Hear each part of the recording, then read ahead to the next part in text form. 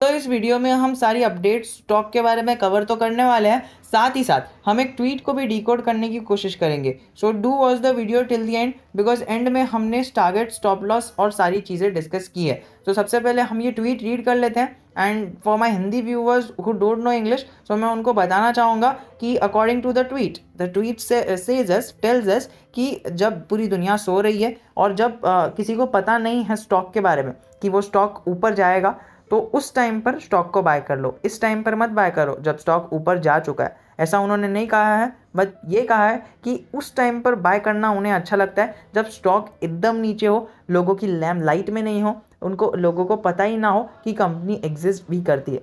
So according to him he compared Amazon, Apple, Twitter, HFCL, Brightcom, chemical sector stocks.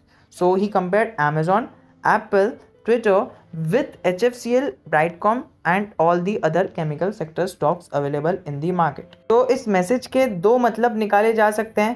पहला वाला मतलब according to मी ये हो सकता है कि एप्पल, Amazon और Twitter they are too big to fall, मतलब वो एक मुकाम पर पहुंच चुके हैं और उन्होंने HFCL, ब्राइटकॉम ग्रुप और केमिकल सेक्टर के स्टॉक्स को कंपेयर करके ये बताया है कि जिस प्रकार से बड़ी बड़ी companies like Apple, Amazon and Twitter they are very big, they are too big to fall, वो कभी गिर नहीं सकते। सो उन्होंने HFCL और ब्राइटकॉम और केमिकल सेक्टर के स्टॉक्स को कंबाइन करके ये बताने की कोशिश की है कि they are also now have been turned too big to fall category. ये एक मैसेज डिकोड हो सकता है। और दूसरा मतलब जो most relevant according to me मुझे लगता है कि HFCL, ब्राइटकॉम ग्रुप और केमिकल सेक्टर के स्टॉक्स को उन्होंने इस प्रकार से रिफाइन किया है एप्पल, Amazon और ट्विटर के साथ कंबाइन करके कि जिस प्रकार से Amazon ने आपको हर साल, कितने सारे साल तो ऐसे गए हैं, Amazon ने तो आपको है ना 100% के रिटर्न्स दिए हैं। Same with HFCL, Brightcom and chemicals. So जिस प्रकार से Amazon आने वाले सालों में हर साल आपको 100% के रिटर्न्स अभी नहीं दे सकता, आपको स्टेबल रिटर्न्स Amazon से मिल जाएंगे, लेकिन हर साल 100% की ग्रोथ हम एक्सपेक्ट नहीं कर सकते Amazon से। उसी तरह से HFCL, ब्राइटकॉम और केमिकल जिस प्रकार से उन्होंने पहले परफॉर्मेंस दी, उस परफॉर्मेंस को हम फिर से एक्सपेक्ट नहीं कर सकते। लेकिन slow and steadily overall market का mood in such stocks like HFCL, Brightcom and chemical sector stocks, उनके प्रति मार्केट का मूड एक सीधी अपवर्ड डायरेक्शन में ही जाएगा। And the more and more people are suggesting HFCL, Brightcom and chemical sector stocks, the more my belief is increasing that these companies can do something in future. But the very big mistake that people are doing is here, like just like Rofi Buffett said, don't put all your eggs in one basket, always diversify your loss. And just tell me who is this Rofi, ROFL. And sorry for pronouncing Rofi. Don't put all your baskets in one eggs in one basket. Always diversify your losses. So the exact thing is happening with many investors.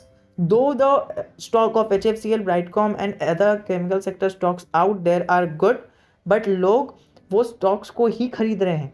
मतलब जितना भी उनका पैसा है वो एक ही stock में डाल रहे हैं। एंड मार्केट अगर गिर गया और वो स्टॉक अगर ख़राब रहा, सो वो स्टॉक गिरेगा ही गिरेगा। येस बैंक का मैनेजमेंट अच्छा है, सारी चीज़ें अच्छी है, खाली वो जो NPA का ट्रेसेस है वो ख़राब है, जिसके कारण हमें येस बैंक गिरते हुए देखने मिल रहा है। तो ये बातें हो जाती है कि हर एक चीज़ अच्छी होने के बाद भी कभी कभी सिचुएशन ख़राब हो जाती है। So don't put all your eggs in one basket. अगर बास्केट गिरा तो सारे एग्स खराब हो जाएंगे। तो दोस्तों इसी के साथ हम हमारी न्यूज़ और अपडेट्स को स्टार्ट करते हैं। उससे पहले ज़रूर कहना चाहूँगा कि अगर आप HFCL, ब्राइटकॉम या फिर हमारे केमिकल सेक्टर के स्टॉक्स, ये तीनों में से किसी भी एक स्टॉक के अंदर डेडिकेटेडली वर्क करना चाहते हो, उनके साथ रहना चाहते हो और नॉलेज लेना चाहते हो, so do read the comment section of this mister Shankar शर्मा's tweet. It will be very helpful, really very helpful for everyone. हमें HFCL का स्टॉक डाउन देखने मिल रहा है बाय 13%। सो स्टार्टिंग में तो आपने देख ही लिया होगा किस प्रकार से हमने ट्वीट को डिकोड किया। एंड अकॉर्डिंग टू मी हम इस प्रकार से डिकोड कर सकते हैं। 3FIs ने 2 हफ्ते पहले इसके अंदर बाइंग की थी, प्लस इसके अंदर हमें स्टॉक्स इन न्यूज़ के अंदर भी 1 महीने पहले देखने मिला था। फिर हमें कोई भी अपडेट इसकी तरफ से देखने नहीं मिली। 1 महीना हो गया इसके Q2 के रिजल्ट को, बट अभी तक हमें ऐसी कोई बड़ी तेज़ी देखने नहीं मिली है। 1 महीने की भी बात करें तो Q2 के रिजल्ट को पेश करने के बाद भी इसने इसने कुछ 5% की गिरावट ही दी है। Net profit up by 61%। और अगर आप इसको देखो तो आपको ईयर ऑन ईयर रेवेन्यू के अंदर तो 7% की ग्रोथ दिखेगी, बट उन्होंने एक्सपेंसेस को कम कर दिया, जिसके कारण हमें इनकम के अंदर इंक्रीमेंट देखने मिल रही है। और पिछली बार उनके एक्सपेंसेस ज़्यादा थे बिकॉज उन्हें बहुत सारी चीज़ें करनी थी। सो दोस्तों, हमें ईयर ऑन ईयर तो नहीं देखना है, लेकिन क्वार्टर ऑन क्वार्टर भी उन्होंने ठीक ठाक परफॉर्मेंस दिया, लेकिन फिर भी अभी तक ये शेयर बढ़ नहीं रहा है। वाई? ओनली बिकॉज आपके स्क्रीन के सामने ये चीज़ें पॉपअप हो रही होगी एंड यू ऑल नो कि ये क्यों नहीं बढ़ रहा है, because it is in stage 1। और आपको पता है जल्दी ही इसका स्टेज 1 भी खत्म हो जाएगा, फिर इसके अंदर तेज़ी देखने मिलेगी। So I am not telling you कि आप इसको बाय कर लो, बट आप इसकी फंडामेंटल्स देखो एंड देन इसके अंदर कोई भी डिसीजन लेने की कोशिश करना। आपको परसों ही एक न्यूज़ देखने मिली थी जिसके अंदर कंसोलिडेटरी बेसिस पर इसका हाफ ईयरली परफॉर्मेंस सितंबर के अंदर बताया गया था। सो रिलेटेड पार्टी ट्रांजैक्शंस को भी आप यहाँ पर रीड आउट कर सकते हो। वैसे हमारे टेलीग्राम पर ये चीज़ें सेंड कर दी गई है, और आप इसको भी एक बार रीड आउट कर सकते हो कि 43% की क्वांटिटी इसके अंदर डिलीवरी बेसिस पर उठाई गई है, जिसका मतलब इसके अंदर अभी T2T मॉडल से हट चुका है। अभी नहीं हटा है, बाद में हटा है, कुछ तो बहुत टाइम हो गया इसे हटते हुए, लेकिन फिर भी हमें इसके अंदर T2T मॉडल अभी फॉलो होते हुए देखने नहीं मिल रहा है, जो एक स्टॉक के लिए अच्छा संकेत माना जाता है। और इसके अंदर बाउंस बैक क्यों आया, इसके अंदर रिट्रेसमेंट क्यों आई? ओनली बिकॉज इसने अपने फिर से वो वाले लेवल को टच किया था, 76 वाले लेवल्स को। सो आपको पता ही है कि 76 वाला लेवल इसके लिए एक बड़ा सा रेजिस्टेंस बना हुआ है, लेकिन 76 के लेवल्स पर बार बार इसे नीचे लाया जाता है। तो दोस्तों, मैं आपको ये नहीं कह रहा कि आप इसी टाइम फ्रेम में अपना 5% उठाकर चलो, बट ये कह रहा हूँ कि इसके अंदर आप अपने ट्रेड को मैनेज करते हुए इंक्रीमेंट कर सकते हो, बिकॉज इसका 76 का तो एक बड़ा रेजिस्टेंस जोन अभी पिछले अराउंड 15 डेज से बन चुका है। सो आप इसको देख सकते हो, वरना आप ये रेजिस्टेंस और सपोर्ट जोन को मद्देनज़र रखते हुए अपने ट्रेड को मैनेज कर सकते हो। और आपको पता ही है इसकी फेस वैल्यू तो 1 है ही।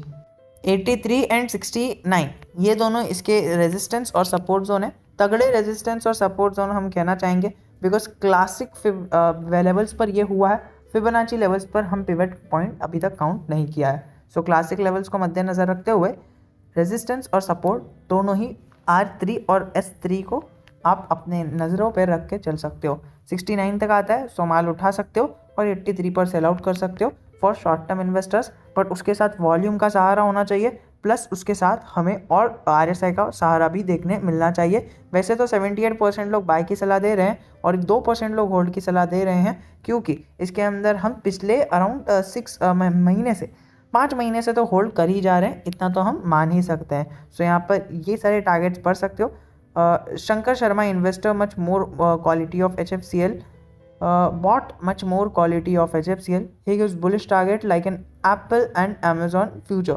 Stay invested, happy investing. जैसा कि हमने स्टार्टिंग में ही देखा। तो दोस्तों, इसी के साथ वीडियो को हम ख़त्म करना चाहेंगे, बट इतना आप ध्यान में रखना कि कभी भी ब्लाइंडली किसी भी बातों पर निवेश नहीं करना है। अभी शंकर शर्मा जी का ये आया है, बट हम इसको भी नहीं भुला सकते कि पिछले 3 क्वार्टर से इसका रेवेन्यू जो है वो गिरे ही जा रहा है। ईयर ऑन ईयर बेसिस पे तो परफॉर्मेंस आई है, लेकिन क्वार्टर ऑन क्वार्टर बेसिस पे पिछले 3 क्वार्टर से कॉन्सिक्यूटिव हमें नेगेटिविटी ही देखने मिल रही है। So let's end up this video here. अगर कुछ भी पॉजिटिव न्यूज़ आती है so we will be sharing it with you, but I will request you कि आप टेलीग्राम चैनल को ज्वाइन करना मत भूलिएगा, वहाँ पर हम ऐसे इंसाइटफुल चीज़ें शेयर करते रहते हैं। जय हिंद, जय Bharat. We will be meeting in our next video. Until then keep learning, keep investing and keep trading.